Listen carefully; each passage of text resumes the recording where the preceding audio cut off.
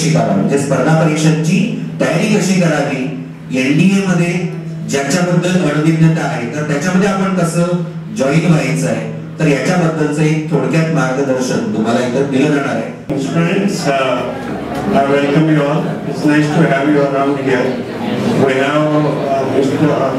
Chandra Singh, Major Chandra Singh Kote with us from Colombo, from the Armed Forces Preparatory Institute. And thank Principal More for making this arrangement for counseling sessions for how to get into India. And we are from Rotary, myself, Arvind Patpati, and our new generation director who takes care of all the student community requirements from our club. That's Somnath Kuchikar. So I'll hand over the mic to Somnath to introduce Major Chandra Singh Kote. Myself, Rotarian Somnath Kuchikar, new generation director for Rotary Club of Gurugram. Feels proud to introduce our today's guest, Major Chandra Singh Kote, retired. He is director of AFPI. On completing his masters in science, gold medal, he was commissioned in Indian Army. To focus on creating human capital and education, he added teaching EM from LMIMS Mumbai to his qualification. Thereafter served as a director with the Service Preparatory Institute Aurangabad and commandant from Bhosle Military School, Nashik. His uncanny ability to spot talent and nurture into potential defense officers has seen him successfully place over 180 cadets as an officer in defense forces, an educator par excellence with his in-depth knowledge of military education. He was on the elite panel of Maharashtra Government Military School Standardization and Effectiveness team. With this brief introduction, I present before you all Major Chandra Singh Kote. Thank you. Sarvana Jai Hind. Jai Hind. याच्याही पलीकडचं पाहिजे. छत तशी concrete आहे पण उडाली तरी काही हरकत नाही. पुन्हा एकदा जय Hind. That's like a ball. Great. आजच्या ह्या एक तासाच्या सेशन मध्ये आपण इंटरॅक्टिव्ह सेशन ठेवू, म्हणजे एक संभाषण, एक संवाद. रादर दॅन मी काहीतरी यायचं एक तास बरोबर करायची आणि त्यातलं तुमचं काही 50% 25% आपल्या श्रद्धेने आणि कॅपॅसिटीने ते ग्रास व्हायचं, त्याच्यापेक्षा आपण त्याला इंटरॅक्टिव्ह ठेवू. तर माझी इच्छा असेल की आपल्यापैकी उत्स्फूर्तपणे त्याच्यामध्ये त्यांनी भाग घ्यावा आणि जोपर्यंत प्रोजेक्ट स्टार्ट होत नाही किंवा त्याचं वॉर्मअप होत नाही तोपर्यंत आपण स्वतः वॉर्मअप व्हावं. तर मी इथे आज डिफेन्स फोर्सेस मधले करिअर्स याच्यासाठी आलेलो आहे. माझा परिचय करून देताना सरांनी एक दोन गोष्टी ज्या महत्वाच्या मिस झाल्या त्या ह्या की मी स्वतः 1999च्या कारगिल वॉर मध्ये पार्टिसिपेशन केलेला ऑफिसर आहे. मी स्वतः वॉर मध्ये सध्या रशिया युक्रेनचा वाद होतो आणि सगळ्या गोष्टी आपण म्हणजे पॅरेंट्स किंवा मुलांना वापस आणणे, विभक्त होणे, या सगळ्या गोष्टी घडत असतात. तशा माझ्याबरोबर घडलेल्या आहेत.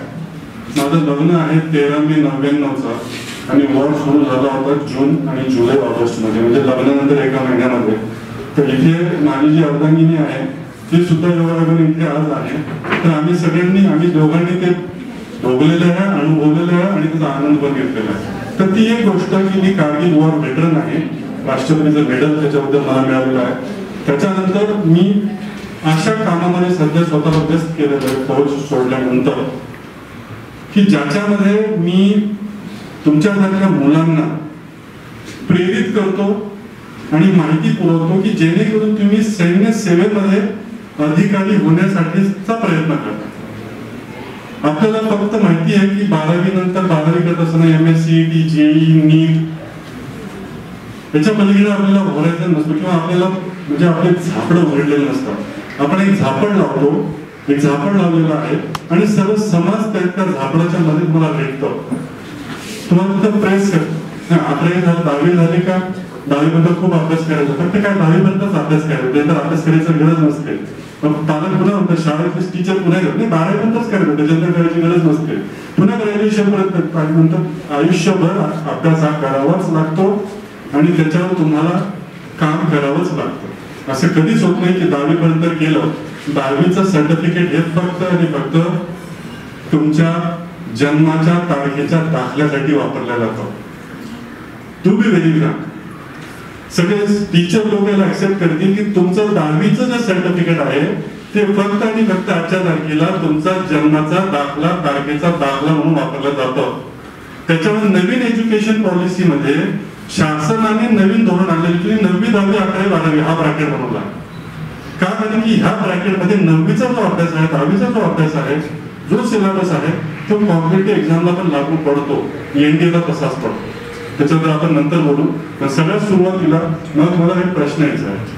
क्विकली मी प्रश्न विचारेल, तुम्ही उत्स्फूर्तपणे हात वर करून त्याचं उत्तर द्यायचं. प्रश्न विचारलं म्हटलं लगेच डार्विनचा सिद्धांत आणि आईन्स्टाईनचा तो आणि गॅलिलिओचं काय केलं आणि याचा इक्वेशन सांगा, त्याचा फॉर्म्युला सांगा, तेवढं मलाही येत नाही. त्याच्यामुळे विषयच नाही. मी तुम्हाला साधे प्रश्न विचारणार आहे, साध्या प्रश्नाचं साधं उत्तर पाहिजे, म्हणजे रोजच्या लाईफ मधलं. ठीक आहे, तयार सगळे? पहिला प्रश्न की तुम्ही हॉटेलमध्ये गेल्यानंतर तुम्ही सगळ्यात अगोदर काय मागवता? हात वर काढायचं, न उत्तर द्यायचं. झुंड में नहीं आने का, झुंड में नहीं आने का, झुंड में कौन आता है सबको पता है, अकेला आने का. ठीक है, तो हात ऊपर करो और जवाब दो की हॉटेलमध्ये गेल्यानंतर सगळ्यात अगोदर तुम्ही काय मागवता? हात वर काढायचं, उत्तर द्यायचं. सोपा प्रश्न आहे. परंतु आपल्याकडे श्रद्धा अशी आहे, आपल्याकडे प्रथा अशी आहे की मैं क्यों बताऊं, है ना बाकी बताने के लिए. मी काहीतरी चुकलं तर आणि तिथेच तुम्ही तुमची संधी गमावता. To become a leader, to become a front runner. तुम्हाला मौका आहे की तुम्ही इथे हात वर करून तुम्ही प्रोजेक्ट करू शकता. माझ्या ऑर्गनायझेशन मध्ये माझा कॅडेट जो असतो तो असा हात करत नाही, त्याला असा हात करावा उत्तर देताना. असा हात करणं म्हणजे जमला तेवढा करू, लगेच खाली घेता आले असं एवढाच करू, हे की नाही, पूर्ण नको करायला. आणि एवढा गेलं तर सगळीकडे दिसेल. तो प्रश्न असा आहे की हॉटेलमध्ये गेल्यानंतर तुम्ही एवढे आपल्याकडे चालली पर्यंत हॉटेलमध्ये गेल्यावर सगळ्यात पहिले काय मागवतो? Quick. Yes, menu card. Exactly. का? काहीतरी आपल्याला ऑर्डर करायचं असते. काहीतरी आपल्याला ऑर्डर करायचं असते. काहीतरी त्याला आपल्याला ऑर्डर करायचं असते, त्यामुळे त्यामध्ये काय असेल ते आपण ऑर्डर करू शकतो. का बरं?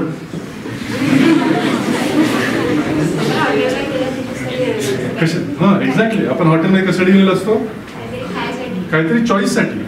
चॉईस खायसाठी. बस काय, व्हेरी गुड. आपण हॉटेलमध्ये काय जातो की आपल्या चॉईसचं खाण्यासाठी. घरमध्ये तर बनते जातात आणि काय बनवलं? भेंडीची भाजी, पोळी. काय बनवलं? तुरीची डाळ आणि भात. अरे पण व्हरायटी काय?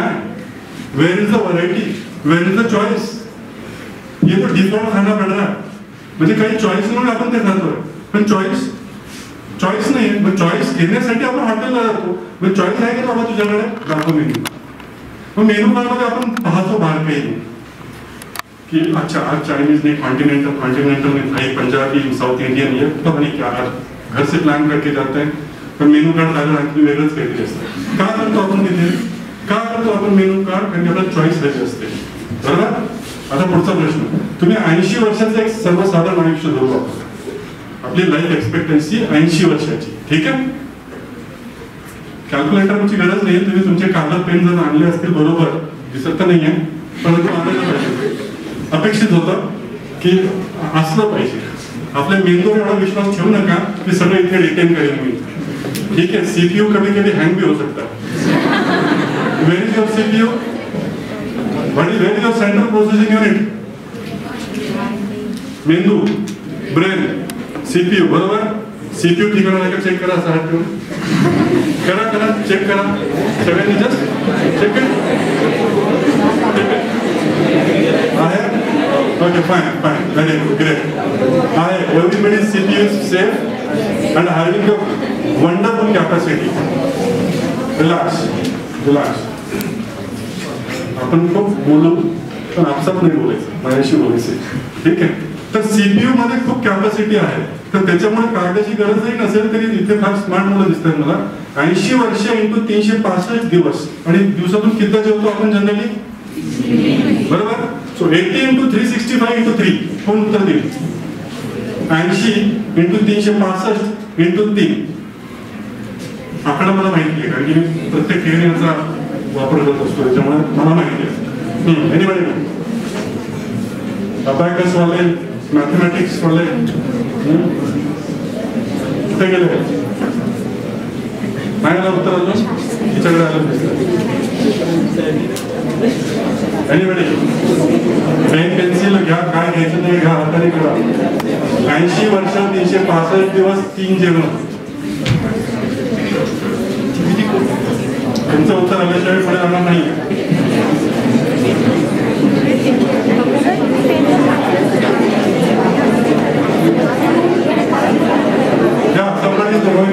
Please wait. 87,600. Am I right? Anybody having any other answer? Exact answer. Sit down. 87,600 वेळेस जेवणारे आहोत. किती वेळेस? 87,600 वेळेस. चला कधी दिवाळी असते, कधी लग्न समारंभ असतो, वाढतं वगैरे घडतं, 1 लाख टोटल राऊंड फिगर टाकून देऊ. 1 लाख वेळेस जेवण मिळणार आपण, 1 लाख वेळेस. तरी सुद्धा आपण इतके पॉझिटिव्ह आहोत की आपल्याला प्रत्येक जेवणामध्ये याच्यात तर मीठच कमी, तर साखरच जास्त, हे गरमच नाहीये, थंडाच आहे, मला असंच पाहिजे, मला तसंच पाहिजे. We are so positive. अशी गोष्ट आपल्याला आयुष्यात जी की 1 लाख वेळेस मिळणार आहे. आपल्याला आयुष्य कितीदा मिळणार आहे? Only once. आणि त्या आयुष्य एकदा मिळत असताना त्याच्यामध्ये करिअर जास्तीत जास्त एकदा दोनदा, जास्तीत जास्त 1 किंवा 2दा तुम्ही करिअर चेंज करू शकता. मी डिफेन्स ऑफिसर झालो, त्याच्यामध्ये मी इन्कम टॅक्स ऑफिसर म्हणून जॉईन झालो होतो. एका महिन्यात मला ऑर्डर यायला वेळ होती म्हणून, तर 1 महिना मी तो फक्त IT डिपार्टमेंट जॉईन केला, सोडून दिला, रिझाईन केलं, कारण की मला डिफेन्स आर्मीमध्ये ॲज अन ऑफिसर जायचं होतं. तिथे गेल्यानंतर मी सोडल्यानंतर सुद्धा 2005ला सोडलंय, पण 5 ते 22 मागचे 17 वर्ष मी तरी सुद्धा डिफेन्स मध्येच अटकलेलो आहे किंवा डिफेन्स साठीच काम करतो. मला चेंज करायला मिळालं नाही. म्हणजेच काय झालं की आपल्याला करिअर निवडताना, आपलं कोणतंही काम करताना आपल्या ही पोटाची खळगी भरायसाठी म्हणून तर करायचंच आहे, परंतु त्याच्याबरोबर आपल्याला काहीतरी इंटरेस्टिंग करायचंय, आपल्याला जे आवडू शकतं ते करायचंय. आपण जेवायला 1 लाख वेळेस मिळाले तरी एवढे पॉझिटिव्ह मेनू काढला. कपडे आपल्याला वर्षातून 5 वेळेस मिळणार तरी 400-500 वेळेस 1000 ड्रेसेस मिळणार आपल्याला. तरी तो हा कलर नको, तो पॅटर्न पाहिजे, असा टॉप पाहिजे, कोणाकडेच नसला पाहिजे, समथिंग नाही का.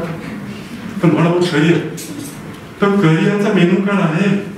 करिअरचा मेनू कार्ड तुमच्याकडे आहे? कधी तुम्ही हा प्रश्न विचारला की मला मेनू कार्ड, सर, मॅडम, आई, बाबा, मोठा भाऊ, दीदी, मला मेनू कार्ड दाखवा, मला निवडायचंय, मला करिअर निवडायचंय. मग त्या मेनू कार्डवर तुम्ही डिपेंड करणार. आपण एवढे लकी नाहीये की आपण एखाद्या music director, singer, dancer, actor, sportsman सारखं, आपण पेंटर सारखं आपण आपल्या हॉबीला आपल्या प्रोफेशन मध्ये करू, म्हणजे आपल्या छंदाला आपला व्यवसाय बनवू, एवढे लकी आपण नाहीये. पण आपण एवढे हुशार असलं पाहिजे की असा प्रोफेशन निवडू, असा व्यवसाय निवडू की त्याला आपण छंद बनवू. लक्षात घ्या हा फरक. असा व्यवसाय निवडायचा की ज्याचा आपण छंद बनवू, म्हणजे तो आनंदी होईल, सॅटिस्फॅक्टरी होईल, समाधानी होईल. तर ह्या बॅकग्राऊंडवर, या 10 मिनिटाच्या बॅकग्राऊंड मध्ये मी आता तुम्हाला प्रश्न विचारणार आहे की मी तुमच्याकडे जसं लग्नामध्ये गेल्यानंतर बुफे असतो ना, बाउल्स असतात, प्रत्येक बाउल मध्ये व्हरायटी असते. मग आपण चेक करतो, हा त्याचा अरोमा चांगला, त्याचा फ्रेग्रन्स चांगला आहे, टेस्ट चांगली वाटते, कलर चांगला वाटतोय, टेक्स्चर असतं, याला खाईल मी, आता बाकीचं बाजूला ठेवेल. तर तसा मी डिफेन्स करिअरचा बाउल घेऊन आलो. तुमच्या मेनू कार्डवर एक डिफेन्स करिअर असं एक आहे, एक मेनू आहे ज्याला तुम्ही ऑर्डर करू शकता, त्याच्यावर विचार करू शकता. तसा मी घेऊन आलेलो आहे पुढच्या 30 मिनिटासाठी. Are you ready? Are you ready to listen about the defense career? Yes. If somebody is not interested, he can get out. If somebody is not interested, if somebody said no, he can get out. I'm not here to make my own time pass. And rather, you don't make your time pass. Is that clear? So are you ready for listening what we are going to discuss? आता तुम्हाला defence करिअरच्या बाबतीत सांगणार आहे, particularly मुलं आणि मुली दोघींसाठी. अशा ऑर्गनायझेशन मध्ये, अशा कॉलेजमध्ये 12वी नंतर तुम्हाला जायला मिळणार आहे की जिथे तुमचे पहिले 3 वर्ष सरकार तुमच्यावर खर्च करेल आणि तुमच्या फायनल इयरला 56,000 रुपये महिना पॉकेट मध्ये देईल. फायनल इयर मध्ये you are going to get 56,000 rupees a month stipend and ranks which is given by the defense first citizen of India. Who is the first citizen of India? राष्ट्रपती. Supreme commander of defence forces तुम्हाला rank लागला. आज major कुठे आहे तर दिलाय तो राष्ट्रपतीने, वापस घेईल तर राष्ट्रपतीच, बाकी कोणाला अधिकार नाही. एवढा ऑनर, एवढी डिग्निटी, एवढी लाईफस्टाईल जर मिळत असेल तर का नाही? आपल्याला एक आयुष्य मिळालं, एक करिअर बनवायचं आहे, प्रयत्न करा. Enjoy the efforts not the results. प्रयत्नाचा आनंद घ्या, त्याचा निर्णय काय लागेल तो वरच्यावर सोडा किंवा बाकीच्या गोष्टींवर सोडा. तुमच्या हातात काय एफर्ट्स, तुम्ही ह्या गोष्टीसाठी एफर्ट घ्या, तुम्हाला याच्यामध्ये करिअर करायचं. तुम्ही याच्यासाठी फक्त एक बुफे लावा, त्याच्यातला एक निवडा, whatever you want to choose. पण माहिती घेण्यासाठी काय वावगे नाही, nothing wrong in finding the options. तर आजचा ऑप्शन आहे डिफेन्स करिअर. आणि सगळ्यात पहिले आर्मी, नेव्ही, एअरफोर्स मध्ये संधी जी मिळते एनडीए साठीची किंवा डिफेन्स मध्ये जाण्याची, ती म्हणजे तुम्ही जेव्हा 12वी असतात तेव्हा. लक्षात घ्या की तुम्ही 12वी नंतर कुठल्या ना कुठल्या XYZ कॉलेजला जाणार आहात. म्हणून गव्हर्नमेंट म्हणतं, मिनिस्ट्री ऑफ डिफेन्स म्हणतं की ह्या मुलांना, चांगल्या मुलांना पिकअप करा, उचला आणि यांना एनडीए मध्ये घेऊन या. एनडीए नावाच्या कॉलेजमध्ये आणा, तिथे त्यांना 3 वर्ष करू द्या त्यांचं ग्रॅज्युएशन आणि त्यांना गॅरंटीड डिफेन्स ऑफिसर बनवू 3 वर्षानंतर. 4थ्या वर्षाचा तो ट्रेनिंगला जाईल, त्यावेळेस त्याला 56,000 रुपये स्टायफंड देऊ आणि आर्मी, नेव्ही, एअरफोर्स मध्ये त्याला विमान उडवायला किंवा त्याच्या सैन्य सेवेमध्ये काम करायला संधी देऊ. तर पहिला मौका मिळतो तो म्हणजे नॅशनल डिफेन्स अकॅडमी पुणे. कोणी कोणी ऐकलं होतं एनडीए खडकवासलाच्या बाबतीमध्ये हात वर करा. कोणी ऐकलं NDA Khadakwasla, national defence academy Khadakwasla? तर कोणी ऐकलंय? हा दैव दुर्विलास आहे आमच्या सिनियर्सचा. हे आमचा फेल्युअर आहे की आम्ही तुमच्यापर्यंत ह्या गोष्टी पोहोचू शकलेलो नाही. आणि त्याच्यासाठीच हा प्रयत्न आहे की स्तुत्य कार्यक्रम रोटींनी केलेला आहे, शाळेने परमिट केलेला आहे. मी पण तिथून इथं कोल्हापूर पण आलोय की तुम्हा मुलांपर्यंत ही माहिती असली पाहिजे की ऑप्शन काय. नॅशनल डिफेन्स अकॅडमी काही मुलांना माहित असेल पण घाबरून हात वर करत नाही. पण मला 100% शुअर आहे की जास्तीत जास्त 20% मुलांना हे ऑप्शन माहित असेल, जास्तीत जास्त. का? कारण की we are staying in a tier B cities. आपण मुंबई, दिल्ली, पुणे, चेन्नई अशा ठिकाणी, कलकत्ता अशा ठिकाणी राहत नाही. त्या ठिकाणी हे दडलेसे पोरं ऑप्शन देतात, सिलेक्ट होतात, ऑफिसर्स बनतात. आपल्याला ही माहिती घेणं जास्त गरजेचं आहे. नेक्स्ट, आपण आर्म फोर्सेस मध्ये कशाला जायला पाहिजे? Honour, dignity. ऑनर सांगितलं, रँक प्रेसिडेंट लावतो, कावळे तो शकतो. डिग्निटी समाजामध्ये कुलते म्हटलं तर कोणाला काही वाटत नाही, पण मेजर कुलते तो टॅग लागला, ती रँक लागली की माणसाचा बघायचा दृष्टिकोन थोडा दुःखा होईना बदलतो. त्याला म्हणायचं डिग्निटी. ऍडव्हेंचर. ऍडव्हेंचर मध्ये एक लेहला जाताना, लेह लडाख माहिती असेल, लेह लडाखला जाताना तिथे एक दगड लावलेलं यांच्यावर लिहिलेलं आहे. काय लिहिलेलं आहे की the lifetime adventure for you, sentence is like this, lifetime adventure for you is like a daily routine for us. म्हणजे तुमच्या आयुष्यभरासाठी काही एखादी गोष्ट केली असली, पॅरासेलिंग केलेली असेल किंवा स्कूबा डायव्हिंग आयुष्यातून एकदा केली असेल किंवा एखाद्या चुकून हेलिकॉप्टर मध्ये बसायला मिळालं असेल तर ते आपल्या आयुष्यभर लक्षात राहतं. परंतु डिफेन्स पर्सनलसाठी that is a daily routine. So maximum adventure करायचं असेल किंवा ऍडव्हेंचर फील घ्यायचं असेल तर डिफेन्स सर्व्हिसेस सारख्या जॉब नाही. Sense of nationality, patriotism, quality of life during and after. म्हणजे सर्व्हिस करताना सुद्धा, सर्व्हिस सोडल्यानंतर सुद्धा तुमची क्वालिटी ऑफ लाईफ मेंटेन राहते. हा जो ब्लॉक दिसतोय, मोठी जी बिल्डिंग नजर येते ती बिल्डिंग आहे हेडक्वार्टर सुदान ब्लॉकचं. त्याचं नाव आहे सुदान ब्लॉक. सुदान नावाची एक देश आहे. त्या सुदान नावाच्या देशाने एनडीए मध्ये ही ऍडमिनिस्ट्रेटिव्ह बिल्डिंग, ही फक्त ऍडमिनिस्ट्रेटिव्ह आणि क्लासेस चालतात इथे. बाकी इथे अदर ऍक्टिव्हिटी होत नाही, ही नुसती बिल्डिंगच कमीत कमी 5 ते 6 एकर मध्ये असणार आहे. तर एनडीए खडकवासला एक जर कॉलेज जर धरलं, आपण एक कॉलेज आहे, टिपिकल कॉलेजच आहे एक प्रकारचं 12वी नंतरचं. फक्त फरक एवढा आहे की तिथे सिलेक्ट होऊन गेल्यानंतर तुम्ही कंप्लीट केलं ते कॉलेज, ते गॅरंटीड ऑफिसर आहात. तुम्हाला प्री कमिशन ट्रेनिंग म्हणतात, म्हणजे तुम्ही सैन्य सेवेत जायच्या अगोदरची ट्रेनिंग, म्हणजे तुम्ही तो कोर्स कंप्लीट केला ग्रॅज्युएशनचा, तुम्ही शुअर शॉट ऑफिसर आहात. किती मोठा असेल बरं एनडीए ॲज अ कॉलेज, किती मोठं असेल? एनी केस, एनी आयडिया? आता आम्ही बोलत होतो अरविंद सर आणि सरांबरोबर, तर म्हणत होते की बेळगावमध्ये आर्मीचे कॅन्टोनमेंट आहेत. तुम्ही आर्मीचे कॅन्टोनमेंट तर पाहिले ना पुणे, बेळगावमध्ये तर पाहिलेत की नाही? पॅरामिलिटरीचं पॅराचा ट्रेनिंग चालतो, मध्ये एअरफोर्स एक स्टेशन आहे, बरोबर? ते म्हणत होते की अर्धा बेळगाव तर त्याच्यातच आहे, अर्ध्या बेळगावच्या बरोबरीचा एरिया त्याचा आहे. हे झालं ट्रेनिंग. एनडीए तर एवढा मोठा कॉलेज आहे की जिथे हे कॅन्टोनमेंट प्लस उरलेलं बेळगाव सुद्धा त्या याच्यात कॉलेजमध्ये बसू शकतो. म्हणजे पूर्ण बेळगाव त्या कॉलेजमध्ये स्थायिक होऊ शकतं, एवढं मोठं कॉलेज आहे. ते म्हणतात एवढं मोठ्या कॉलेजची गरज काय? कारण की तिथे एअरफोर्सचे पण विद्यार्थी जातात. 12वी केल्यानंतर 12वी पास झाले तुम्ही एक्झामला, तिथे एअरफोर्सचे तुम्ही एअरफोर्स अप केलं, तुमची चॉईस एअरफोर्स आहे पायलट व्हायची. तिथे गेल्यानंतर तुम्हाला ते त्यांचा स्वतःचा पर्सनल रनवे, पर्सनल एअरपोर्ट आहे थोडक्यात. काय कारण त्यांना ट्रेनिंग द्यायची, ते उडणार, वापस येणार, ट्रेनिंग करणार, कुठे जाणार? तर एनडीएचा आपला स्वतःचा एअरपोर्ट आहे आतमध्ये. नेव्हीचे जे ऑफिसर्स असतात त्यांना शिकवण्यासाठी तिथे त्यांचे मोठे तलाव आहेत, जिथे की ते कयाकिंग, छोट्या छोट्या बोट्स आहेत, शिप्स आहेत, ज्याच्यात ट्रेनिंग देतात. आर्मीचे आहेत तिथे त्याला फायरिंग करावं लागते, फायरिंग प्रॅक्टिस करावं लागते, त्याच्यामुळे फायरिंग रेंज आहेत मोठेच्या मोठे. व्हॉलीबॉलचे कमीत कमी 50 एक कोर्ट असतील, बास्केटबॉलचे 25-50 कोर्ट असतील, ठीक आहे. स्विमिंग पूल 5 आहेत ऑलिम्पिक साईडच्या, कारण की एका वेळेस 3000 पोरं तिथे, म्हणजे कॅडेट्स म्हणतो आम्ही त्यांना, तिथे ट्रेनिंग घेतात. यू नेम द ऍक्टिव्हिटी, तुम्ही एखाद्या ऍक्टिव्हिटीचं नाव घ्या, volleyball, basketball, firing, shooting, boxing, anything. ऑलिम्पिकमध्ये जेवढे इव्हेंट होतात तेवढ्या इव्हेंटच्या फॅसिलिटी त्याच कॉलेजमध्येच, म्हणजे नॅशनल डिफेन्स अकॅडमीमध्ये आहेत.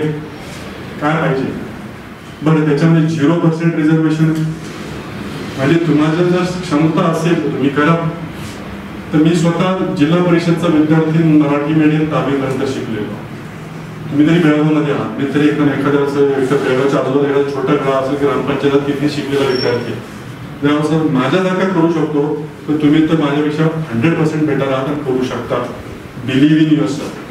फक्त करायचं काय तुम्हाला की त्याच्यात ते लक्षात ठेवायचे की अशी एक एक्झाम आहे, असं एक कॉलेज आहे, त्या कॉलेजची एक्झाम कोणीही देऊ शकतं. त्या कॉलेजची एक्झाम देण्यासाठीची फीस फक्त 500 रुपयापेक्षा पण कमी आहे.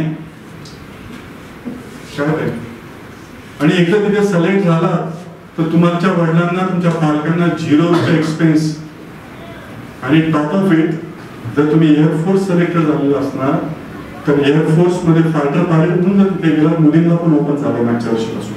जर तिथे फायटर पायलट म्हणून जर सिलेक्ट झाला, तुम्हाला government of India, ministry of defence, Indian air force gift देतं. गिफ्ट तुम्हाला तुमचे आई वडील, समजा तुम्ही ग्रॅज्युएशन झाला, चांगलं टॉपच्या गोल्ड मेडलिस्ट झालं तुमच्या कॉलेजमधून, तुमचे वडील काय गिफ्ट देतील हो तुम्हाला? जास्तीत जास्त काय देतील? मोटरसायकल. कितीची? कोणती आवडते मोटरसायकल तुझी? Duke. What is the price of a Duke? 1.5 lakh. बस. काय का इंडियन एअरफोर्स म्हणेल की तू ग्रॅज्युएशन करायला आमच्याकडे ये, तू ग्रॅज्युएशन झाला तर तुला तुझं पर्सनल, आता नवीन आल्याप्रमाणे रफाल देईल, सुखोई देईल, मिग देईल, मिराज देईल. रफालची किंमत किती माहिती? किती? 5 कोटी. कान फार शार्प करतो. ही म्हटली 5 कोटी नाही, भाव बढा 10 कोटी, 25 कोटी, 35, मागे 50, 75 crores. आणखी नहीं मिलेगा उतने में, हाँ 100 करोड़ नहीं मिलेगा, नहीं मिलेगा। रफाल फ्रांस से जो आया हुआ वो नहीं मिलेगा 100 करोड़ में, क्या बताओ 500 फिर भी नहीं मिलेगा। तो रफाल जो फ्रांस से आया हुआ है उसका प्राइस है 600 करोड़। आणि आम्ही सगळे हॉल मधले का कॅम्पस मधले एवढे 5 किलोमीटर मधले ते लोकांनी जे पैसे इकट्ठे केले ना, एक नाही विकत घेऊ शकत आम्ही, एक नाही। तर तुम्हाला तर किती इझिली जर तो जर अक्वायर करता बोलता ये ले तेरा 500-600 करोड़ का मशीन, तेरा गेट और उड़ जा, उड़ना शुरू कर। लेकिन उसके लिए ये एग्जाम के बारे में सोचना पड़ेगा, इसके बारे में आपको जानना पड़ेगा, इसके ऊपर में काम करना पड़ेगा। आणि असं काही नाही की त्यांच्यामध्ये कोणीतरी मोठ्या घरचा तर त्याला अगोदर घ्या, सर्वसामान्याचं नाही। त्याच्यामध्ये कुठल्याही कास्ट रिलीजन कशावर पण रिझर्वेशन नाही, फक्त आता एकच रिझर्वेशन आलं म्हणजे मुलगा आणि मुलगी, संपला विषय। यावेळेस त्यांनी 1,00,000 मुलींना ऍप्लिकेशन, 1,00,000 मुलींनी अप्लाय केलं मागच्या नोव्हेंबर 22-21 मध्ये। वर्षातून 2दा एक्झाम होते एनडीएची, एप्रिल आणि सप्टेंबर, वर्षातून 2दा, आणि कोणीही देऊ शकतो। तर त्या 2 एक्झाम मध्ये मागच्या वर्षी त्यांनी सुप्रीम कोर्ट मध्ये गेल्या मुलींचे वडील आलं, ते म्हटलं की आम्हाला असं का मुलींना सगळीकडे ओपन इथे नाही, तर घडले मुलींना पण मुलींनी फक्त 1 महिना वेळ मिळाला मुलींना अप्लाय करायला, तर 1,00,000 मुली ऍप्लिकेशन आले एका महिन्यात। त्याच्यापैकी त्यांनी 1,000 मुलींना शॉर्टलिस्ट केलं, आता परवाच रिझल्ट लागला। 1,00,000 पैकी 1,000 मुली पास झाल्या, आणि त्या 1,000 पैकी 23 मुलींना ते घेऊन जाणार ते एनडीए मध्ये। हा संख्या वाढणार आहे हळूहळू, 60, 70, 100 मध्ये जाऊ शकतो। आणि मुलांच्या बाबतीमध्ये 350 वॅकन्सीज, 350 वर्षातून 2दा म्हणजे 700 वॅकन्सीज। तुमचा नंबर जर 700 मध्ये लागला तर सोन्याहून पिवळं, पुढची 5 जनरेशन तुमचं माइंडसेट, तुमचं काम, तुमचं लाईफस्टाईल सगळं बदलून जाणार। त्याच्यामध्ये आता रिझर्वेशन आहे मुलं आणि मुलीची, ती एक्झाम होते तर एप्रिल आणि सप्टेंबर मध्ये वर्षातून 2दा। तर हा फरक आहे जर एनडीए साठी प्रयत्न केला तर। हा फरक आहे की पूर्ण बेळगाव जिल्ह्यात सामोष्ट एवढा मोठा कॉलेज, तुम्ही तुमचं काय हॉबी असेल ती परस्यू करा, क्रिकेट पासून ते बेसबॉल पर्यंत everything and anything under the sun. तुम्ही नाव घ्या स्पोर्ट्सचं, तो स्पोर्ट्स तिथे अवेलेबल, फक्त तुम्हाला पास होऊन तिथे पोहोचायचं आहे, प्रयत्न करायला काय। What is wrong in trying? हो गया आपको बल्ले नहीं हुआ तो फिर एक्सपीरियंस आएगा, कुछ समझ में आएगी बात कि भैया कितने पानी में है, मी आता सांगितलं तुम्हाला वेगळ्या लँग्वेज मध्ये सांगितलं की एनडीए म्हणजे काय, तेच इथे सांगितलेलं आहे की आर्मी, नेव्ही, एअरफोर्सचे तिन्ही जे शॉर्टलिस्ट केलेल्या मुलांना तिथे घेऊन जातात, त्यांचं तिथे 3 वर्ष ग्रॅज्युएशन करतात, ट्रेनिंग देतात सायमल्टेनियसली, आणि तुम्हाला as a army, navy, air force मध्ये जॉब करतात।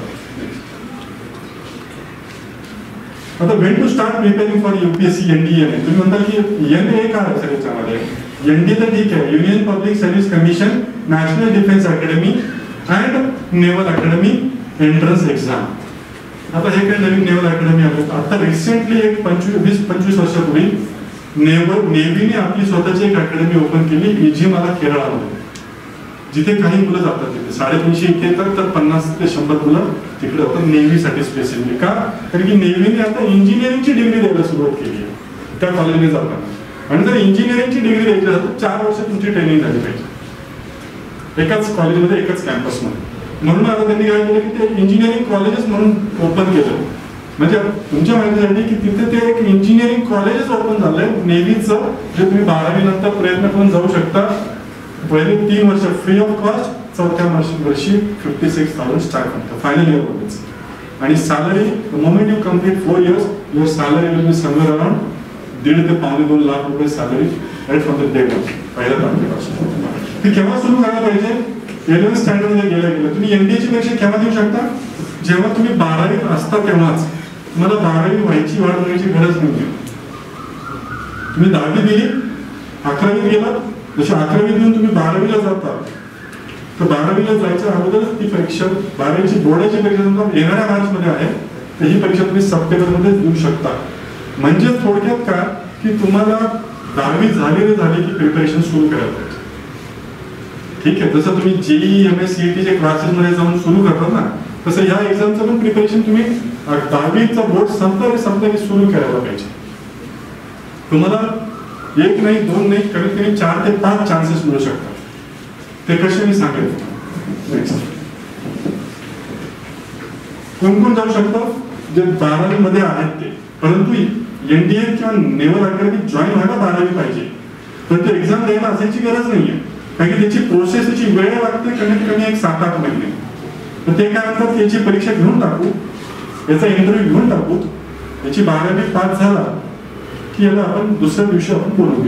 रिझल्ट आला तुमचा जनरली मार्च फॉर एक्झाम्पल 23 मध्ये बोर्डाची परीक्षा 12वीची, रिझल्ट मे मध्ये लागेल, तुम्हाला जून मध्ये सर्टिफिकेट हातात पडेल, 1 जुलैला ते तुम्हाला बोलवून देतात की चला ह्या कॉलेजमध्ये ऍडमिशनला घ्यायला. जसं कोणत्या इंजिनिअरिंग कॉलेजला तुम्ही जाता किंवा कोणत्या ग्रॅज्युएशन कॉलेजला जाता, तसं ते ह्या कॉलेजला बोलवून देतात. तर 12वी मध्ये एज लिमिट बघा 16.5 ते 19.5. तर कॉम्पिटिशन स्ट्रॉंग आहे, पहिला चान्स दिला नाही झालं, 12वी होऊन गेली, परंतु अजूनही त्याची इच्छा आहे. कारण की तुम्ही जनरली 18व्या वर्षी किंवा 18.5व्या वर्षी 12वी संपवता. तुम्हाला 12वी झाल्यानंतर सुद्धा 19.5 वर्षाच्या होईपर्यंत ह्या कॉलेजला तुम्ही अप्लाय करू शकता वर्षातून 2 वेळा. म्हणजेच कमीत कमी 3 ते 4 चान्स तुम्हाला मिळू शकतात NDA ची एक्झाम देण्यासाठी. प्रयत्न करा. 19.5 भले तुम्ही कुठल्याही कॉलेजमध्ये फर्स्ट इयरला गेला तरी तिथे प्रयत्न करा, स्कोप चांगला मिळेल. अनमॅरिड पाहिजे, फिजिकली फिट पाहिजे, नॉर्मली जे तुम्ही नॉर्मल खेळता कुदता तितकं सफिशियंट आहे. कारण की बाकीचं जर तुम्ही सगळंच ट्रेन होऊन तिथे गेला तर 3 वर्ष ते काय ट्रेनिंग करते तुम्हाला. मग त्याच्यापेक्षा ते म्हणतात की मला येऊ द्या, फिजिकली फिट असले पाहिजे आणि त्यांची ट्रेनिंग करून. आता सगळ्यात महत्वाचं म्हणजे एक्झाम पॅटर्न. तर एक्झाम पॅटर्न साठी unlike PCM physics chemistry mathematics जसं आपण JEE ला करतो किंवा MSCET ला करतो आणि नीट साठी PCB करतो, फिजिक्स केमिस्ट्री बायोलॉजी करतो, तसं NDA मध्ये असं हॉरिझॉन्टली स्टडी करावं लागते अक्रॉस द बोर्ड. कशी? त्याच्यामध्ये 2 पेपर असतात. 900 मार्काचा मल्टिपल चॉईस क्वेश्चन्स असतो, 2 पेपर असतात. पेपर 1 असतो मॅथमॅटिक्स, जो की तुमच्या 11वी 12वीच्या आधारावर असतो, त्याचे मार्क्स असतात 300. आणि पेपर 2 असतो गॅप, जनरल एबिलिटी टेस्ट त्याला म्हणतात, त्याचा असतो 600 मार्काचा. Total 900 मार्काचा paper NDAचा. तुम्ही मॅथचा अभ्यास करतातच, इंग्लिश फिजिक्स केमिस्ट्री अभ्यास करताच, बरोबर. कोणते तुमचा ग्रुप असेल आपल्याकडे, त्याच्या व्यतिरिक्त इंग्लिशला 200 मार्क, फिजिक्सला 100, केमिस्ट्रीला 60, बायोलॉजीला 40, हिस्ट्री 80 मार्काची, जिओग्राफी 80 मार्काचं, जनरल अवेअरनेस करंट अफेअर 40 मार्काचं. मॅथमॅटिक्स आणि सायन्स मध्ये पण हे 2. PCM हा 12वी बेस्ड असतो, 12वीच्या सिलेबसवर आधारित असतो. बाकीचे इंग्लिश, बायोलॉजी आणि हे तिकडचे जे सब्जेक्ट आहेत ते 10वीच्या बेसिसवर आधारित असतात. म्हणजेच काय झालं की तुम्हाला 9वी 10वीचे सिलेबसचे पुस्तकं फेकू नका, सांभाळून ठेवा, त्याला रिवाइज करा, प्लस NDAच्या प्रिपरेशनची तयारी करता. आता तुम्ही म्हणताल की 900 मार्कामध्ये आम्हाला तर सवय पडली 99%, 98%, 95%, 90%च्या खाली आले तर कोणी विचारत पण नाही, बरोबर. परंतु या एक्झाम मध्ये जर तुम्ही 50% जरी मार्क मिळवू शकले, म्हणजे 450 मार्क 900 पैकी, तरी सुद्धा you are qualified and you will be called for SSB. तुमच्या 2nd स्टेज इंटरव्ह्यूला तुम्हाला बोलवलं जाईल SSB ला, सर्व्हिस सिलेक्शन बोर्डला. तर त्यामुळे ह्या पॅटर्नला लक्षात ठेवा. आम्ही तुम्हाला याच्यानंतर लिफलेट डिस्ट्रीब्यूट करणार आहोत. त्या लिफलेटमध्ये सिलेबस, हेल्पलाईन्स, वेबसाईट्स सगळं दिलेलं आहे, ते तुम्ही फॉलो करा. काही शंका असतील तर त्याच्यावर तुम्ही विचारू शकता. नेक्स्ट, मी म्हटलं तरी 2nd stage SSB service selection board interview, लेखी पास झाली की संपलं असं होत नाही. तिथं सर्व्हिस सिलेक्शन बोर्डचा interview, service selection army navy एअरफोर्सच्या सिलेक्शन बोर्डचा इंटरव्ह्यू. त्या इंटरव्ह्यू मध्ये तुमची सायकोलॉजी चेक केली आहे. They will check your psychology. का? कारण की तुमच्या हातात 600 करोडचा रफाल द्यायचा, तर तुमच्या माइंडसेट पण, तुमचं ॲक्युमन, तुमचे पेशन्स, तुमचा कंपोजर, मेंटल स्टॅमिना तेवढा स्ट्रॉंग असला पाहिजे. कारण की फर्स्ट म्हणतो ज्यावेळेस अभिनंदनने स्वतःला इजेक्ट केलं किंवा कुठल्याही फायटर पायलटला हे शिकवलं जातं की फायटर प्लेन राख झालं तरी चालेल, परंतु तू वापस आला पाहिजेस. परंतु राख करायचा अगोदर तू सगळे प्रयत्न केले पाहिजेस वाचवायचे. त्या एरोप्लेनला वाचवायचे, त्या फायटर प्लेनला वाढवायचे, किंवा तुझ्याकडे कोणी जर पॅसेंजर्स असतील त्या केसमध्ये, फौजच्या केसमध्ये डिफेन्स पर्सनलीच असेल. पॅराट्रुपिंग साठी उडीमध्ये ज्यावेळेस तू घेऊन जातो फायटर प्लेन ड्रॉप करायला किंवा हेक्टर घेऊन जातो अक्रॉस द बॉर्डर, तर त्यावेळेस त्याचा पण तो माइंडसेट स्ट्रॉंग असेल की माझी त्याला जबाबदारीची जाणीव असली पाहिजे की माझ्या बरोबर जे उडलेले आहेत ते सुद्धा, त्यांचा जीव सुद्धा व्हॅल्युएबल आहे, त्यांचं लाईफ सुद्धा खूप व्हॅल्युएबल आहे, मला त्यांच्यासाठी काहीतरी केलं पाहिजे. पण तो माइंडसेट आहे का, सायकोलॉजी आहे का? ज्यावेळेस अभिनंदन माहितीये ना, जो पाकिस्तानमध्ये पडला तर विंग कमांडर अभिनंदन, तर त्यावेळेस ज्यावेळेस तो पडला होता ना तिकडे पाकिस्तानमध्ये, तर त्यावेळेस त्याच्या लक्षात आलं नाही की आपण आपलं लँड झालं तर आपण पाकिस्तानी बॉर्डरमध्ये लँड झालोय का हिंदुस्थानच्या बॉर्डरमध्ये लँड झालोय का? कारण की टेरेन, नद्या, नाले, पोरं आपल्यासारखे, त्याच्यानंतर सगळे ऍटमॉस्फिअर, टेम्परेचर सारखंच दिसतं. कळलंच नाही की काय वेदर इट इज इंडिया व पाकिस्तान. तर त्याने प्रश्न विचारला, त्याला तो नाल्यात पडलेला होता. कारण पोरं 17-18 वर्षाची पोरं त्याला अप्रोच करत होते, तर त्याला त्याची पोझिशन घ्यायची होती आणि त्याला ठरवायचं होतं की यांच्याशी कसं बिहेव करायचं आपण, पण कसं करणार की हे हिंदुस्थानी का पाकिस्तानी. आणि ते पण आपल्यासारखे शार्प या बाबतीत ते कमी मला विचारलं नाही की भाई पाकिस्तान है हिंदुस्तान, तो सब पहले डिसाइड करके रखा था कि भाई हिंदुस्तान है हिंदुस्तान, ताकि इसको कंफ्यूज करो. तो ठीक आहे हिंदुस्थानचं विषय घेऊ. आता एका त्याचे दाखवा डॉक्युमेंट असं तर म्हणू शकत नाही, दिखाय त्याला डॉक्युमेंट की तो हिंदुस्थानी आहे की पाकिस्तानी, त्या पोरांना तर कसं कळवणार आहे ना, कसा हात त्यांच्याकडून उभारून घेणार, त्यांच्या भावनेला कसा हात घालणार, त्याची सायकोलॉजी कामाला येईल त्यावेळेस की शांत राहून कसं माहीत करायचं. म्हटलं की अच्छा भारत माता की जय, हिंदुस्थान जिंदाबाद एवढंच म्हटलं. तर होतच एक नाही पाकिस्तान जिंदाबाद. त्याला कळालं हे असं त्याच्यानुसार त्याने त्याची पोझिशन घेतली. ठीक आहे, ज्यावेळेस कॅप्टन पात्राचा फोटो येईल नंतर, त्याचा नंतर सांगेल. पण ज्यावेळेस स्क्वॉड्रन लीडर राकेश शर्मा पहिल्यांदा रशियन्स बरोबर स्पेस मध्ये गेला, त्यावेळेस इंदिरा गांधींनी त्यांना विचारलं की सर राकेश जी आपको ऊपर से हिंदुस्तान कैसे नजर आ रहा है? तो कहने हे म्हटलं वाव इतना अच्छा लग रहा है, आपको क्या बताऊं, एवढं सांगायला एवढं थोडीच असतं इथे. You have to tell in a brief. उन्होंने सर राकेश जी आपको ऊपर से अपना हिंदुस्तान कैसे महसूस हो रहा है, कैसे दिख रहा है? सारे जहां से अच्छा. केस क्लोज. तुम्हाला कोणत्या वेळेस काय बोलायचं, किती बोलायचं, कसं सांगायचं, कसं प्रेझेंट करायचं, ते तुम्हाला एसएसबी मधून ते चेक करतात. कारण की तुमच्या शब्दावर आर्मी मध्ये officer, defence officer, civil officer मध्ये फरक काय की जिथे तुम्हाला तिथे तुमच्या सबऑर्डिनेट कडून जीव मागावा लागतो की जान मांगनी पडती है. लाइक सुभाष चंद्र बोस ने भी जब मांगा कि तुम मुझे खून दो मैं तुम्हें आजादी दूंगा, त्याला यूनिफॉर्म करावा लागला. तर you being a defence officer you are asking from the troops, त्याचा जीव मागतात तुम्ही, घाम आणि वेळ नाही. पण तेवढी तुमच्याकडे कॅपॅसिटी आहे का ते चेक करण्यासाठी एसएसबी होतो. त्याच्यासाठी सेंटर्स आहेत, बँगलोर आहे, भोपाळ आहे, अलाहाबाद आहे.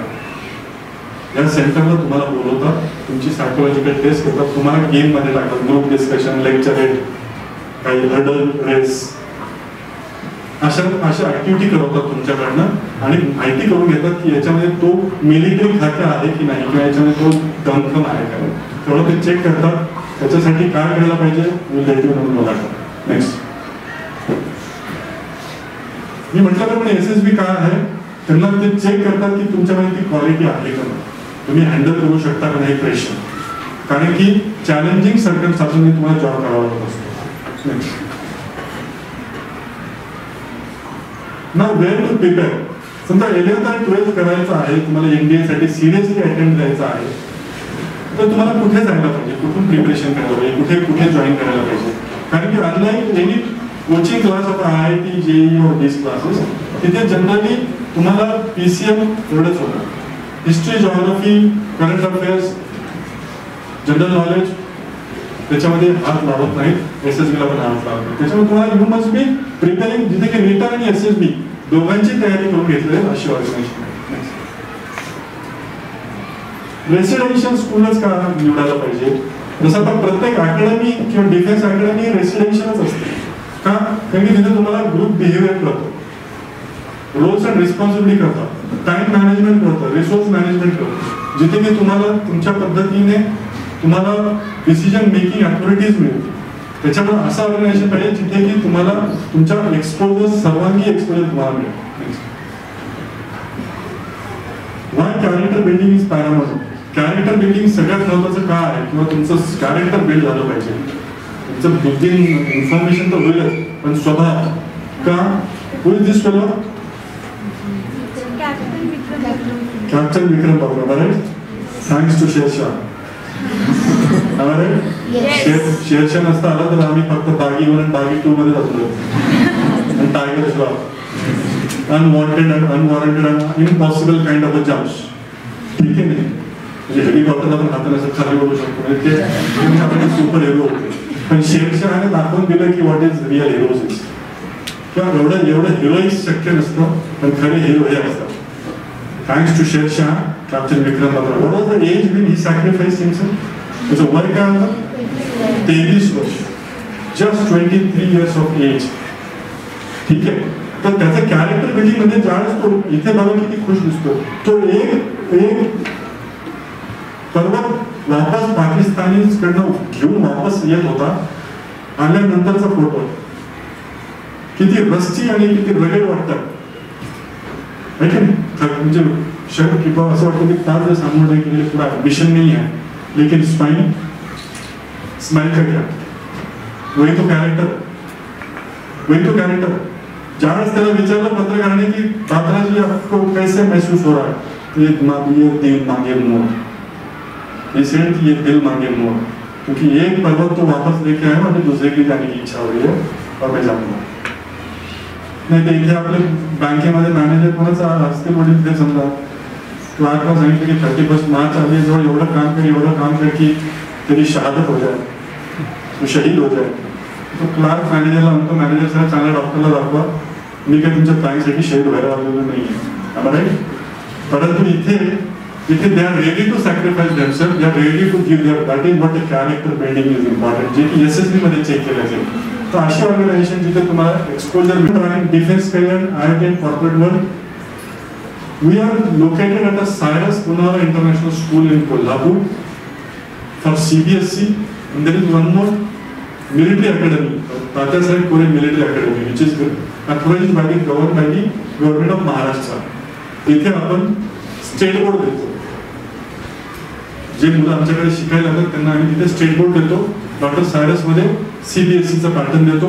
आमच्याकडे डेली रुटीन असतो. मुलं सकाळी 5:45 उठतात, 6:15 ग्राउंडवर येतात, 6:15 ते 7 फिजिकल एक्सरसाइज करतात, 7 वाजता वापस जाऊन तयार होऊन 8 वाजता येतात. 8 to 8:30 असेंब्ली होते. त्याच्यामध्ये की मुलंच कंडक्ट करतात. They give lecture on international, national, sports, 3 words and the current topic for discussion. 9 ते 4 क्लासेस होतात. 4:15 ते 5:15 गेम पिरियड होतो.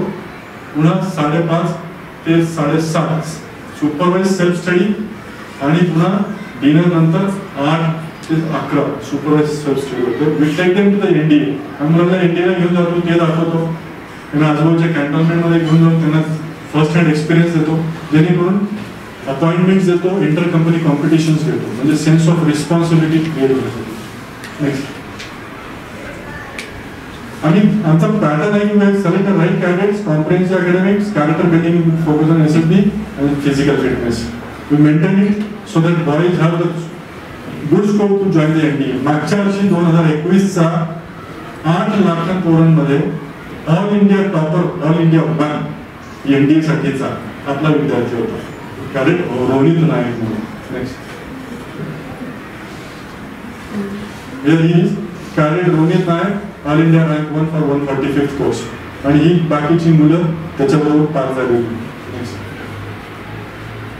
ही काही आणखी त्याच्यामध्ये विद्यार्थी आहेत की जे हा सेटअप 2017ला स्टार्ट केल्यापासून 3 बॅच मध्येच आतापर्यंत 16 ऑफिसर्स आपण पोहोचले, 10 मुलं आता अजून इंटरव्ह्यूसाठी वाट बघतात. रिटर्न क्लिअर झाले एनडीएची, लेखी परीक्षा क्लिअर झाले, आता ते SSBच्या प्रिपरेशनची वाट बघतात. नेक्स्ट आपण सब्जेक्ट काय होतो, जर CBSEचा मुलगा असेल तर इंग्लिश, फिजिक्स, केमिस्ट्री, मॅथमॅटिक्स आणि फिजिकल एज्युकेशन ओनली 5 सब्जेक्ट्स 12 साठी.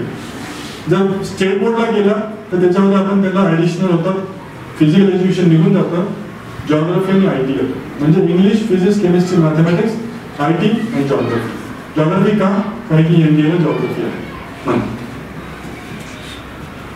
आपण त्याच्या व्यतिरिक्त जरी सब्जेक्ट नसेल तर आपण हे शिकवावं लागतं. English, biology, geography, history, Indian polity, general awareness आणि करंट अफेअर्स हा आमच्या AFPच्या सिलेबसचा भाग आहे.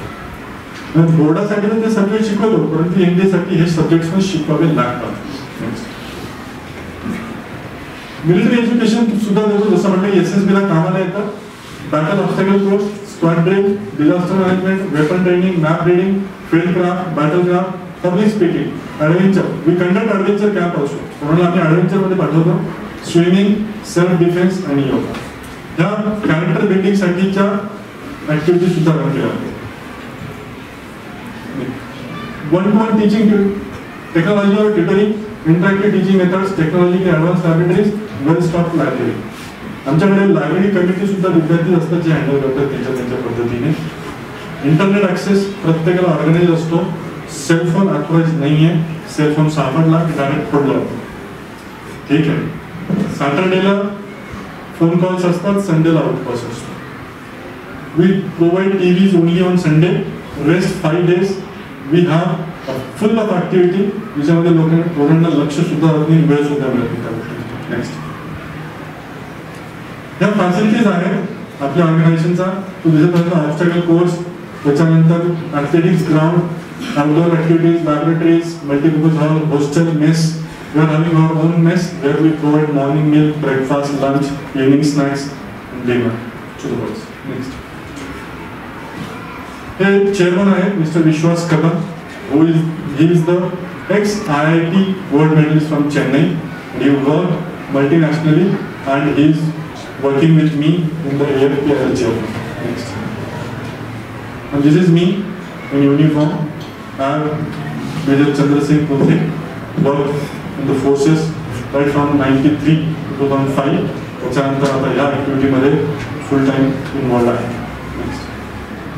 मिस्टर किशोर आहे.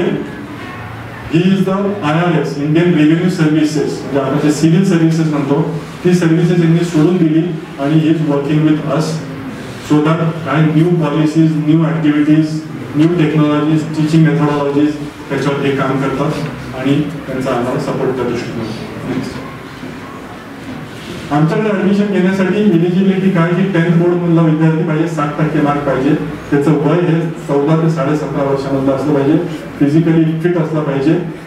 नेक्स्ट आमची एंट्रन्स एक्झाम होते AFPची. त्याच्यामध्ये 100 मार्काचा मल्टिपल चॉईस क्वेश्चन पेपर असतो 11वीच्या ऍडमिशनसाठी. जर तुम्हाला 11वीला ऍडमिशन पाहिजे असेल तर ही एंट्रन्स एक्झाम द्यावी लागेल. त्या एक्झामचा हा सिलेबस आहे जो जे मुलं या एक्झाम मध्ये 60 पेक्षावर मार्क आणतात, 100 पैकी, त्यांचा आपण पर्सनल इंटरव्ह्यू घेतो आणि त्यांची आपण ट्रेनिंग करू. नेक्स्ट हे कॉन्टॅक्ट डिटेल्स आहेत, हे फोन नंबर्स, आमचा ऍड्रेस, ईमेल आणि वेबसाईट ऍड्रेस. हा जो पेज आहे हा त्या लिफलेटमध्ये अवेलेबल आहे, जे तुम्हाला आता रिक्वेस्ट करेल अथॉरिटीजला की मुलांची मदत घेऊन ते डिस्ट्रीब्यूट करावं, की जेणेकरून त्याच्यामध्ये हे सगळे डिटेल्स तुम्हाला भेटून जातील. तर अशा पद्धतीने ही ऑर्गनायझेशन रन होते. NDA म्हणजे काय तुमच्यापर्यंत पोहोचलेलं आहे. इथेच हे संपत नाही. मुलांच्या डोक्यात हा प्रश्न असेल की मी NDA करायला गेलो, मी NDA मध्ये जर मला नंबर नाही लागला तर काय. त्याच्यानंतर तुम्ही जर कोणतंही ग्रॅज्युएशन केलं, BE केलं, BCA केलं, BSc केलं, तरी ग्रॅज्युएशनच्या आधारावर, हे तर 12वीच्या आधारावर, ग्रॅज्युएशनच्या आधारावर याच्यापेक्षाही जास्त एक्झाम्स येतात. त्यांची नावं आहेत, मला आता त्याच्यासाठी कंबाईनिंग करत नाही, कन्फ्यूज होतात. तर जसं ही एकच एक्झाम 12वी आधारित आहे NDAची, तशी ग्रॅज्युएशनवर आधारित म्हणजे तुमच्या पदवीवर आधारित 3 ते 4 वेगवेगळ्या एक्झाम्स असतात. पहिली आहे CDSC combined defence services exam. दुसरी आहे AFCAT air force common admission test. तिसरी आहे INET, INET म्हणजेच इंडियन नेव्हल एंट्रन्स टेस्ट. आणि या सगळ्या एक्झाम वर्षातून 2दा होतात. म्हणजे वर्षातून 6 ते 7 वेळेस सैन्य सेवेत जाण्यासाठीच्या एक्झाम ग्रॅज्युएशन आधारावर होतात. प्रत्येक 2 महिन्याला एक्झाम, 2 महिन्याला एक्झाम. तुम्ही जर तसं डोक्यात ठेवलं की एकदा मी युनिफॉर्म घालेल आणि माझ्या शोल्डरवर स्टार्स असतील, you can do it. Y? Because वयाच्या 24व्या वर्षापर्यंत प्रत्येक वर्षी 6 एक्झाम्स, 21व्या वर्षाचं 21, 22, 23, 24 4 वर्ष 6 एक्झाम, 6 7 24 एक्झाम्स. 24दा तुम्हाला चान्स मिळाला प्रयत्न करायसाठी. वाय ना? इथे तर आपण बी करतो सिव्हिल मेकॅनिकल मध्ये 16, 17, 17, 20, 20 हजारावर नोकरी करावी लागते आजच्या तारखेला. का? कारण की पाहिजे त्याच्यापेक्षा 10 पटीने इंजिनियर्स बनतायत बाहेर. का नाही याचा प्रयत्न करायचा? हा प्रश्न तुम्ही स्वतःला विचारा. व्हाय शुड नॉट आय ट्राय? का जर मी प्रयत्न का नाही करायचा? कारण त्याला कुठलंच कारण नाही प्रयत्न न करायचं. फक्त जर आळशीपणानं सोडलं तर का हरकत आहे? फॉर्म भरायचा, परीक्षा देऊन बघायची. झालं अतिउत्तम, नाही झालं नेक्स्ट टाइम प्रयत्न करणार. सो मला असं वाटतं की ह्या ऑर्गनायझेशनला तुम्ही सिरियसली घेतलं पाहिजे ॲज अ ऑप्शन. हा जो मी डाऊट तुमच्या समोर ओपन केला त्याच्यामध्ये तुम्हाला जे ऑप्शन दाखवले, तुमचे जर माइंडसेट बदलायचा प्रयत्न केला की हे एक स्ट्रॉंग ऑप्शन आहे. ह्या मेन्यू कार्डच्या ह्या ऑप्शनला तुम्ही डोक्यामध्ये कायम ठेवा, नजर ठेवा. मी तुम्हाला काही ज्यांच्याकडे पेन पेन्सिल असेल त्यांना वेबसाईट सांगतो, त्यांनी ते लिहून घ्यावे. www.upsc www.upsc.org.in ही वेबसाईट आहे ज्याच्या की शासनाला सगळ्या जाहिराती या वेबसाईटमध्ये लिहावं लागतात. पब्लिसाइज करावं, जाहिरात द्यावं लागते. तुम्हाला कळतं इव्हन साधी रेल्वेमधल्या क्लार्कची जरी भरती असेल तर ती ह्या एम्प्लॉयमेंट न्यूज मध्ये येते. शाळेला मी विनंती करेन मॅनेजमेंटला की त्यांनी एम्प्लॉयमेंट न्यूज सबस्क्राईब करावा. जो इन्फॉर्मेशन आणि टेक्नॉलॉजी जर करत असतील तर अतिउत्तम, त्याचा लाभ मुलांनी घ्यावा. नसेल करत तर त्यांनी तो सबस्क्राईब करावा. www.upsc.org.in वर तुम्ही अॅन्युअल सबस्क्रिप्शन देऊ शकता. रोजगार समाचार एम्प्लॉयमेंट न्यूज म्हणून प्रत्येक 15 दिवसाला तो पब्लिश होतो.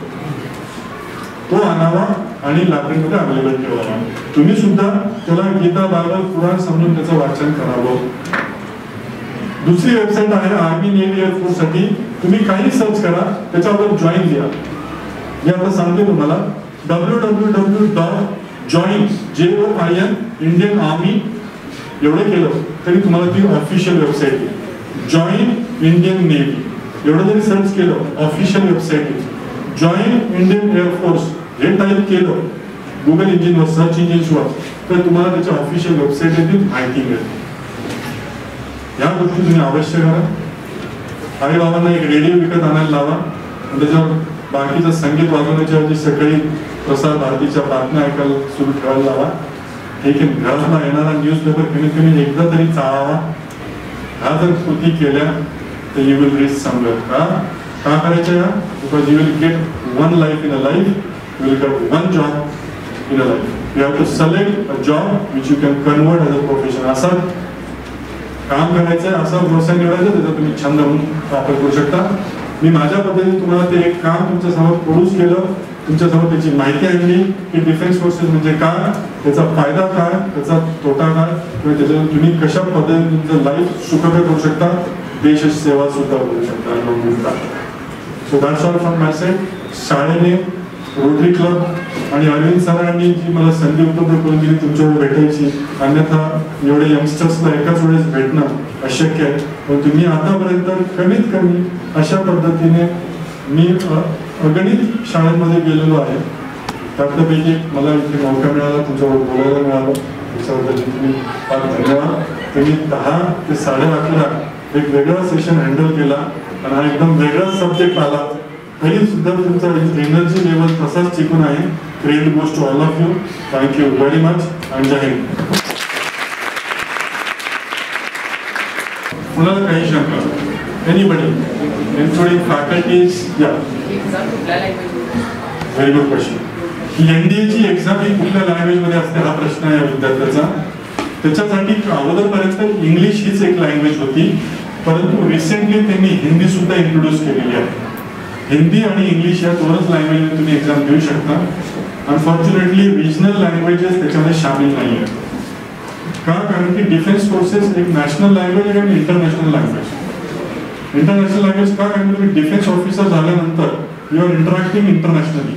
बाहेर देशात पण जातात, युनायटेड नेशनचे पीस किपिंग फोर्सेस असतात, श्रीलंका असो, काँगो असो, युगांडा असो, सुदान असो, ज्यांनी ते बांधून दिलं आपल्याला, तशा देशांमध्ये सुद्धा आपल्या ऑफिसरला जावं लागतं. म्हणून इंग्लिश ही एक मॅन्डेटरी लँग्वेज केली. तो हिंदी प्लस इंग्लिश म्हणजे बाळाच्या या बाजूला इंग्लिश क्वेश्चन असतात, उलट्या बाजूला हिंदी मधून लिहिलं असं ट्रान्सलेट. Anybody else? अजून कोणाची काही प्रश्न? पीयूसीला सायन्सच करायला. सॉरी, पीयूसीला सायन्स. पीयूसी ओके, पीयूसीला सायन्सच करायला हवं का हा प्रश्न आहे.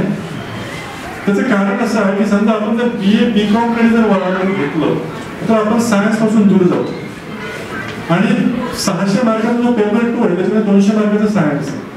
आणि होऊ शकतं की बऱ्याच वेळेस तुम्ही मॅथमॅटिक्स पण नाही घेणार जर BCom BA ला गेला तर. मॅथमॅटिक्सचं 300 मार्काचं. तुम्ही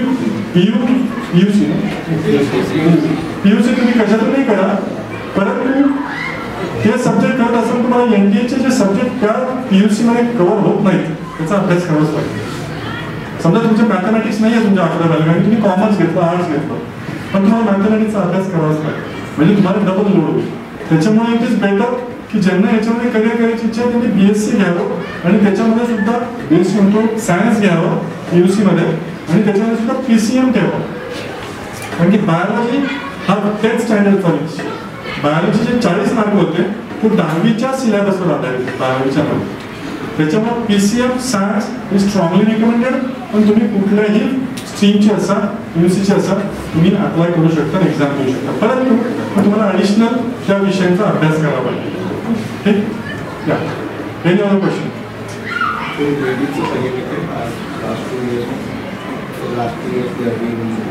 इंट्रोडक्शन सरांचं म्हणणं की मुलींसाठी पण NDA ओपन झालं हे सांगायला. आणि लेट मी टेल यू, मागच्या कालच्या अनुभवामध्ये एवढं लक्षात आलेलं आहे की girls are very much interested and very much energetic about the defence forces. प्रश्न सुद्धा आणि त्यांची क्युरियोसिटी लेवल सुद्धा. आणि government is doing on a right track. They have opened up all the sector, second sector open केले. या any other question? Feel free.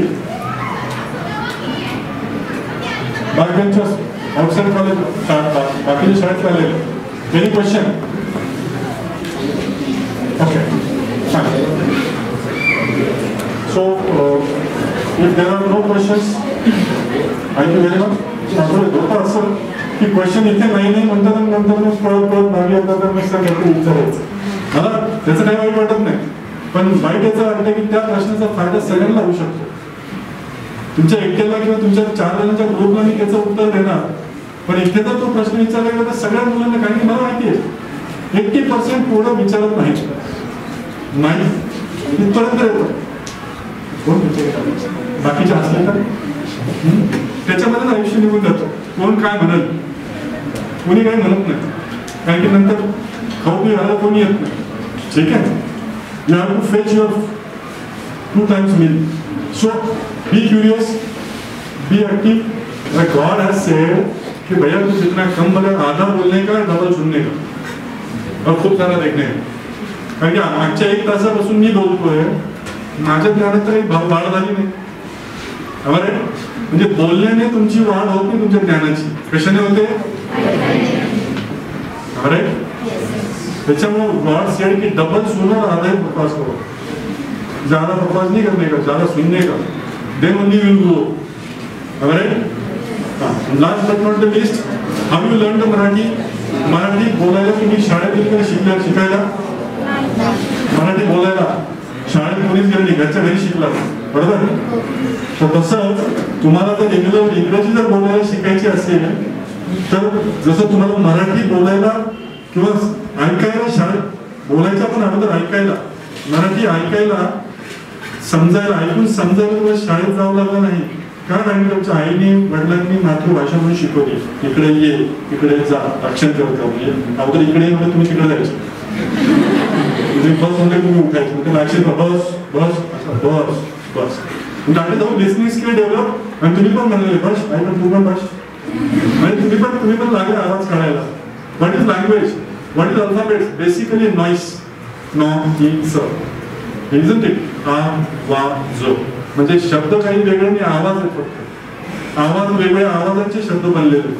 तसंच त्याच्यामुळे मूकबधीर लोकांना, जे मूकबधीर असतात, डीफ अँड डम, ते बोलू काय शकत नाही, कारण त्यांना आवाज ऐकू येत नाही, त्याला समजत नाही काय चालू आहे समोर. तो आवाज कसा काढायचा कळत नाही, ते मुख्य असतं.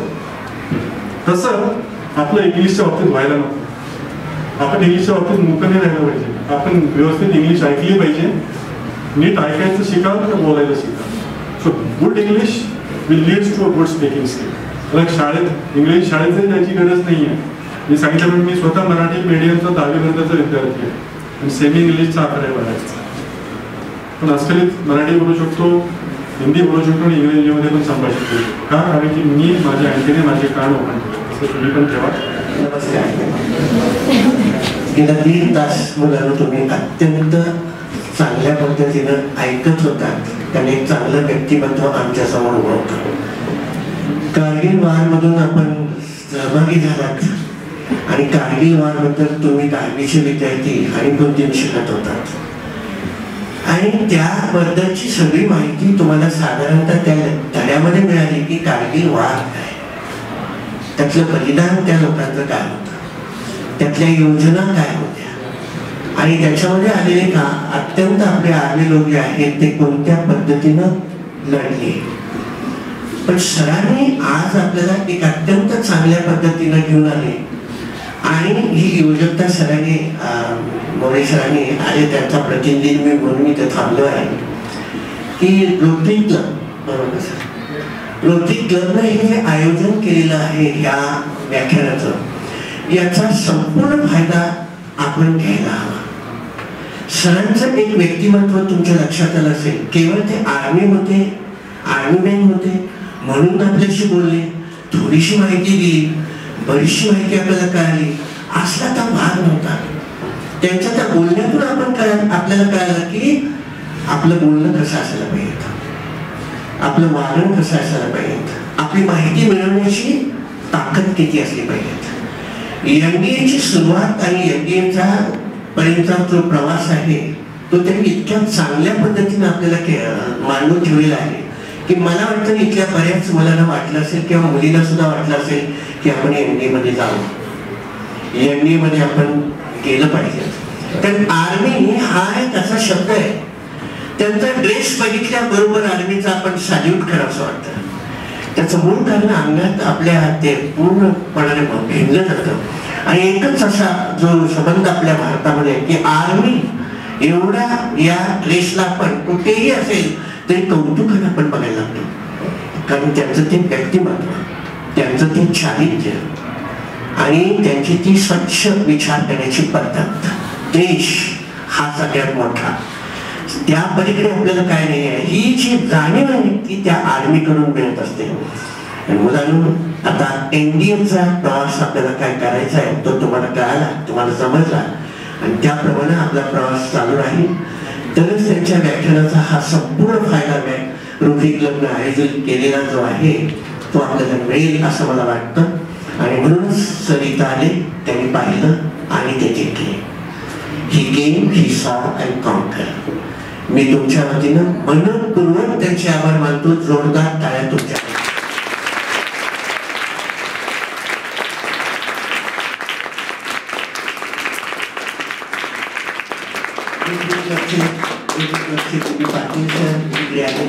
आणि अन्य त्यांचे सहकारी आहेत, त्या सगळ्यांनी हे आयोजन केलेलं आहे आणि त्या आयोजनाचा फायदा आपल्या मराठी विद्यार्थ्यांना मिळाला, तो मुलांनी मुलींनी ग्रहण केला. मी सांगतो ना, एक धडा शिकण्यापेक्षा एखादं व्याख्यान हे आयुष्यभर आपल्याला पुरणार आहे आणि हे व्याख्यान आपल्याला आयुष्यात पुढे घेऊन जाईल असं मला वाटतं. So thank you sir, thank you all of you.